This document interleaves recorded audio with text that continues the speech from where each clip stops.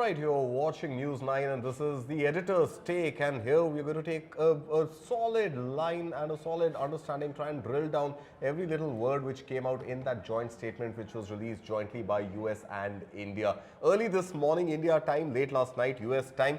I think, Kartikeya, fair to assume at this point that whatever US President Donald Trump had mentioned in his first post on Truth Social about the contours of the trade deal, everything in the joint statement moving in that direction. However, the joint statement expectedly does not singularly mention that India will not buy Russian oil, but the $500 billion of purchases that India will make from US include not just energy, they also include defense products, and these were some things which were not mentioned in the first tweet that came from US President Donald Trump. Your initial take, I think let's first begin with agriculture, something which was a bone of contention. Agriculture safeguarded. Are you happy with what you're seeing in the joint statement, that at least critical agriculture sector and the dairy sector in India continues to be protected? Because it's not mentioned, dairy is not mentioned in the joint statement where India is eliminating tariffs. Okay, then I'll do one thing. I'll take our viewers through what the Prime Minister's office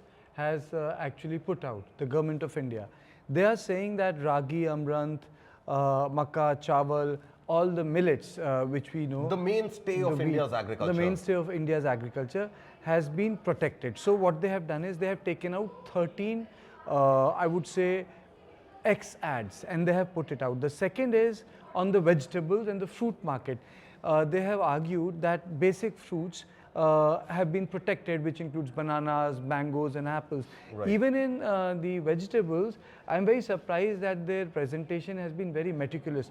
They have not only named the vegetables, but they have, you know, created a diagram. They have created a diagram and they have put it out. So this is to assure and assuage the anxieties which exist in our agricultural sector that we are taking care of. And issue was also taken up by opposition. That issue was also refuted by opposition, saying that, you know, the dairy sector and the agri sector have been compromised. I think the issue of opposition more or less is settled. I think opposition, I think we will take that part later, which has to do with the Russian oil.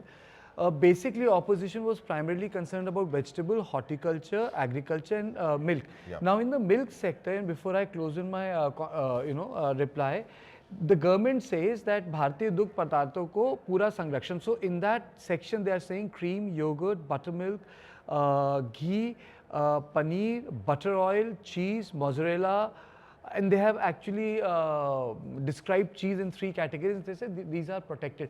So government says, when we say these are protected, let's just break it down for our viewers. When we say these are protected, that means there is no zero tariff on American imports of these items that you just mentioned. 2 things have happened. The government, as per as the data they have put out, they are basically saying that we have protected vegetables, we have protected dairy, we have protected millets, we have protected the basic agricultural sector. Right. Now what they have done is that they have gone into details. For example, they say we have also protected dried vegetables, we have protected roots, tubers, bean pulses. You know, a lot of things would say, you know, these are banal details, but they have done, God lies in details. They have done detailing like ki humne to kali mirch, long, sukhi hari mirch. Basic stuff which is used in Indian cuisine, they have also mentioned that they have protected it. Right. So the long and bottom is, since agriculture is also a political constituency, government says we have done our job. Got it. Government has done its job as far as at least protecting the mainstay of India's farm produce, the mainstay of India's dairy produce. Can I ask you a question, the ingredients that Kartik? go into cooking. Yeah, go ahead. Kartik, I want to know, because, you know, I woke up today with the messages which I got. Then I called you. You know, we have to start a day early. But then I realized, even 2 hours before that, there was a press release by White House. In that press release, the White House press release states that they have been told that we will not buy the Russian oil. Now, our spokesperson of Ministry of External Affairs says, and the release that we saw in PIB also is mum on that. This is the sovereign choice. Can you break this down? What is happening? Right. So, you know, I think very difficult to right now put your finger on whether India has exactly eliminated the decision completely to buy Russian oil, or whether India is still maintaining what it has been calling sovereign autonomy, right? So, so India has always said, and this is something which has been reiterated as well, that India will protect its critical sectors and India will keep its energy basket open to protect India's national interest, right? Now, if you run the numbers, India's dependence on Russian oil after August, when Trump had introduced that additional 25% tariff, India's import of Russian oil had started trickling down. India was not importing as much. So if you look at some numbers between the month of November last year and December last year, India's total Russian oil imports had fallen from about $3.5 billion to $2.7 billion. So overall, if you were to annualize this, you were still looking at something like $30 billion worth of Russian oil imports until last calendar year 2025. Now, I'm looking at, what you're asking, Kartikeya, in the context of whether India can afford to buy more American oil, right? Now, India obviously buys from all the OPEC countries, and with Russia's inclusion, it became OPEC plus. So India was buying from OPEC plus, but now if India has to meet its target, so to speak, of $500 billion worth of imports from the US, reducing Russian oil dependence, increasing American oil is absolutely possible. Add to that $500 billion requirement when it comes to aircraft parts, defense parts, etc. I think if you look at the Boeing order book that private Indian airlines have placed with Boeing, I think we will very easily offset about $80–90 billion from that $500 billion straight up.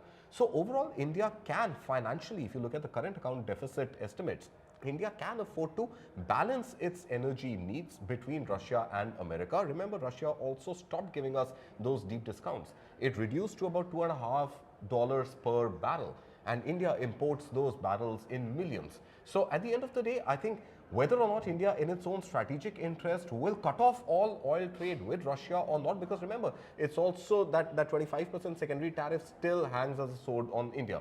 If India continues buying oil from Russia, we don't know when that 25% tariff comes back on us. So I think India in its own, continuing to mention sovereign interest of national, sort of protecting national interest, I think India can very comfortably balance and buy oil from whichever bloc offers the best value. Okay. My second question to you is, there are two separate, now we can't tweet outs or X outs. Posts. Textile, apparels, organic chemicals, leather and footwear, home decor, artisanal products, plastic and rubber, and certain machinery. Right. Prime Minister says these are gains for Indian exports. Right. Then another thing which Prime Minister stresses is that this is like short tariffs for Indian goods to be removed, generic pharmaceutical, aircraft parts, gems and diamonds. Right. And now the third part, he says there's a great technology cooperation and we get a boost in AI. As well as GPUs. Just break it down for the viewers because generally people have this idea, okay, this deal is about agriculture, foods. Okay, that is one very important component. Tell us about the other components which are not being discussed because sometimes main components dominates the debate. Absolutely. Okay, so let's talk about each of these, and I think let's first begin with India's export competitiveness that now comes by way of these reduced tariffs. So all labor-intensive sectors, what are called the MSMEs, the micro, small and medium enterprises, they always saw US as a lucrative market even before Donald Trump came to office for the second term, where their exports to the US market were pretty much tax-free, tariff-free. Now, if you compare it to liberalization day tariffs of 25%, compared to that and the added secondary tariff of 25%, compared to a 50% or a 25% tariff, 18% is a much sweeter deal. Compared to pre-liberalization tariff date of 2nd April or before Donald Trump came into office on Jan 20th last year, where these goods were exported pretty much tariff-free, 18% is still likely to hurt, right? But look at it in the larger context of the budget incentives that the MSME sector has got, a 10,000 crore rupee fund which has been created for MSMEs. Look at it in the context of the UK FTA, the New Zealand FTA and the EU FTA. Overall, Indian exporters find much larger markets to try and send their goods to.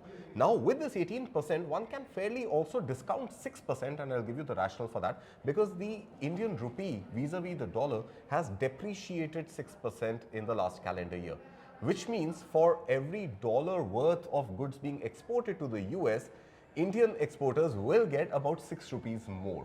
So the 18% effectively, if you look at the dollar depreciation, will for Indian exporters come to about 12% or so in the pre-Trump era, which was 0 to about 12% now. It is still high, It's not as high as 25%, it's not as high as 50%.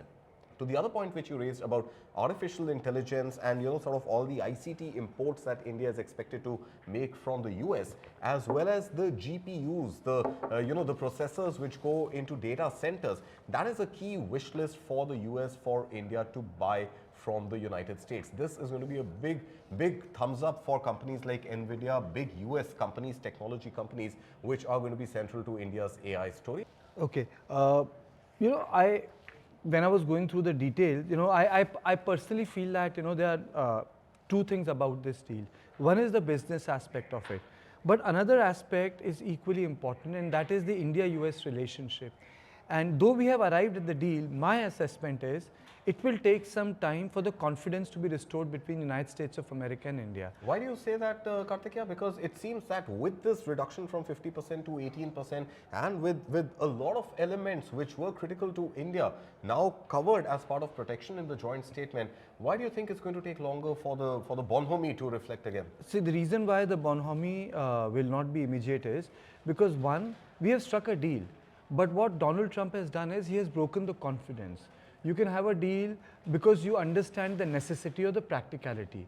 This relationship was built between two Bushes, Manmohan Singh, P.V. Narasimha Rao, Atal Bihari Vajpayee, Prime Minister Modi, Dr. Manmohan Singh. Now, this trust was broken by Donald Trump. Not only he broke the trust in terms of commitment, he also broke the trust in terms of decency and manner. You see, there is a way you deal with head of states. Not only Donald Trump made something which is supposed to be private, public, but he also made fun of India. He called it a dead economy. A dead economy, yeah. Secondly, there is a people-to-people contact between America and India. The people-to-people contact between Indians and Chinese, Indian and Russians is very, very less. There is a cultural, value-based, I would say, interaction.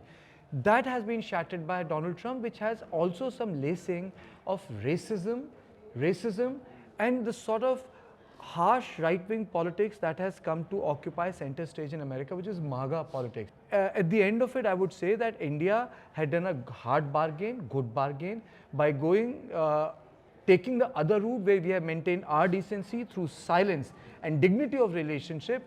We have told America we will not be bullied. And I think that's at the end of it, I would say, that's the larger message which India has given out. We will not be bullied. We will have the deal, but on our own terms. Absolutely, and something that India stuck its neck out, also faced the repercussions of steep tariffs, but finally those 1 full year, 365 odd days of hard negotiation, of not giving in, on standing up to the bully, and eventually a trade deal which, at least on paper so far, looks like it is definitely something that India will value, the US should value, and both the ends are finally converging towards something which should potentially be a win-win.